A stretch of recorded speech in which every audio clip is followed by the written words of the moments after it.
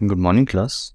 देखिए, इस open loop transfer function के लिए हमने रूट लोकस ड्रॉ किया था फॉर k इक्वल टू 0।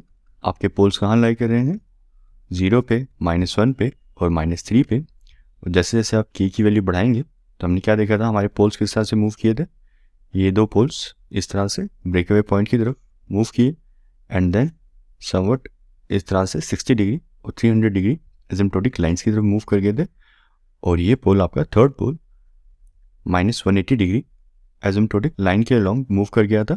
और देखिए, हमसे यहाँ पे पूछा गया है कि फॉर s इक्वल टू -4, मतलब आपका पोल -4 लोकेशन पे for which value of k पहुँचेगा।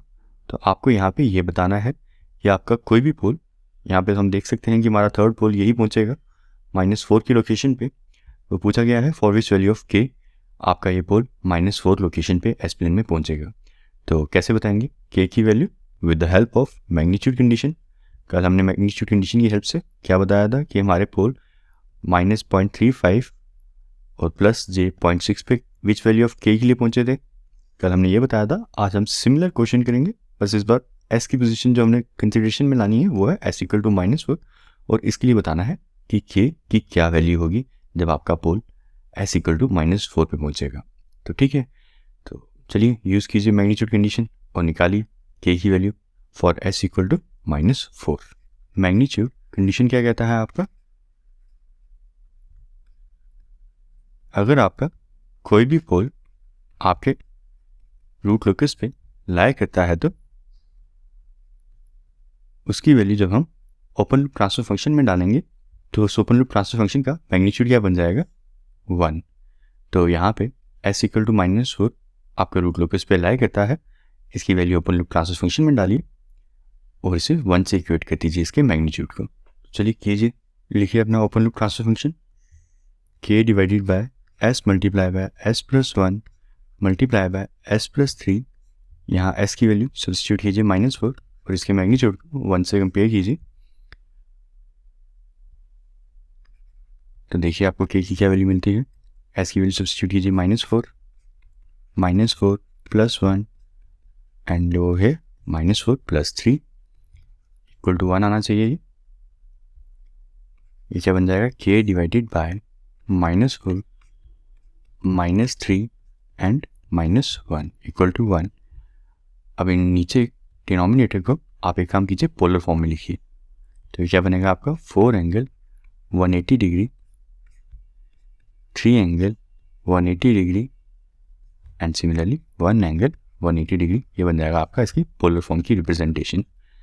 ठीक है, इन्हें मल्टीप्लाई कीजिए, ये बन जाएगा आपका 12 एंगल 540 डिग्री इक्वल टू 1।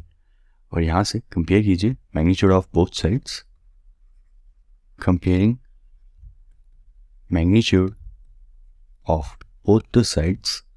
तो क्या मिल जाएगा आपको? k divided by 12 is equal to 1 and from here we can say और k is equal to 12 for s equal to -4। ठीक है, ये तो हमने k की वैल्यू निकाल ली कि s -4 लोकेशन पे कब पहुंचेगा हमारा कोई पोल। वो पहुंचेगा जब हमारे k की वैल्यू 12 होगी।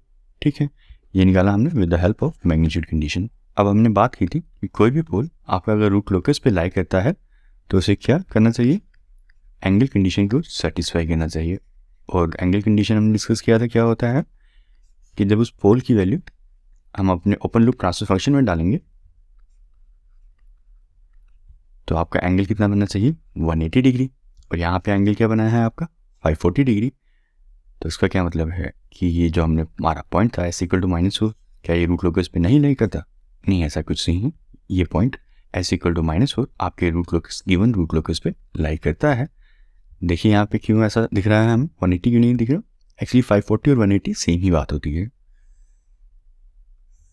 यह आ गया आपका एंगल 180 डिग्री। आप 360 डिग्री की रोटेशन लीजिए और वापस आइए, यह आ गया आपका एंगल 540 डिग्री। और सिमिलरली इस तरह से एक और बार गोल घूम के यहाँ पे आएंगे तो ये आ जाएगा आपका 900 डिग्री। तो ये 180 डिग्री, 540 डिग्री और ये 900 डिग्री एक ही बात है।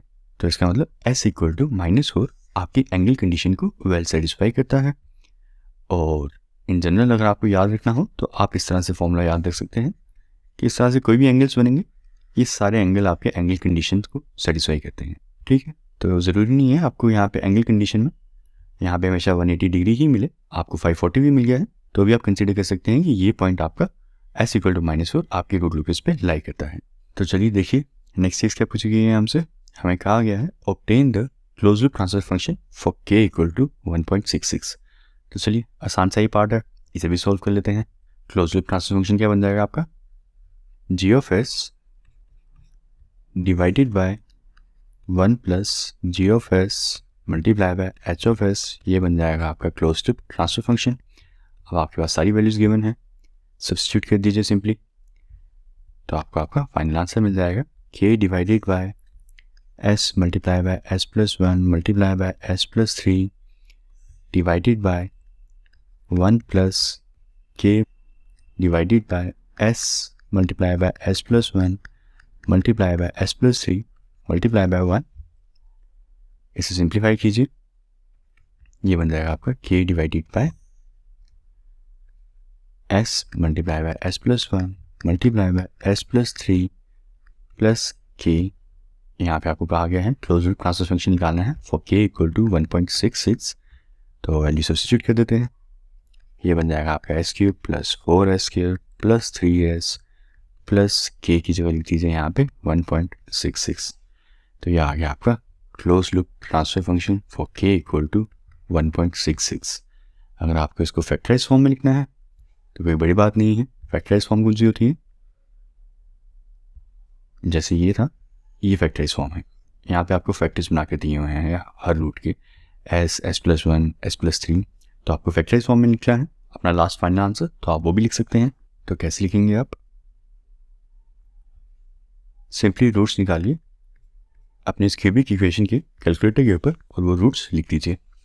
तो यहाँ पे आपके रूट्स आ जाएंगे इस क्यूबिक इक्वेशन के, s + 3.23 and s + 0.385 plus j 0.61 and s + 0.385 minus j 0.61। तो ये आ गया आपका क्लोज लूप ट्रांसफर फंक्शन का आंसर आपके फैक्टराइज फॉर्म के अंदर। तो चलिए अगर आपको जनरल फॉर्म में लिखना है कि हायर ऑर्डर्स जनरल फॉर्म में कैसे लिखे जाते हैं, close loop transfer function general form में कैसे लिखे जाते हैं हायर ऑर्डर के, अगर आपको वो देखना है तो आपको क्या करना है, इसे एज इट इज ही रहने दीजिए और इसे मल्टीप्लाई करके क्वाड्रेटिक इक्वेशन में लिख दीजिए। तो आप अपने हायर ऑर्डर ट्रांसफर फंक्शन को उसकी जनरल फॉर्म में लिख देंगे। जनरल फॉर्म क्या होती है, इस तरह के फैक्टर्स, मल्टीपल फैक्टर्स और एक आखिरी फैक्टर क्वाड्रेटिक फैक्टर, तो आप इन दोनों को मल्टीप्लाई कर दीजिए, आपको आपका क्वाड्रेटिक फैक्टर मिल जाएगा और ये आपका एक सिंगल पोल का फैक्टर मिल जाएगा। तो ये हो जाएगी आपकी क्लोज लूप ट्रांसफर फंक्शन की जनरल फॉर्म।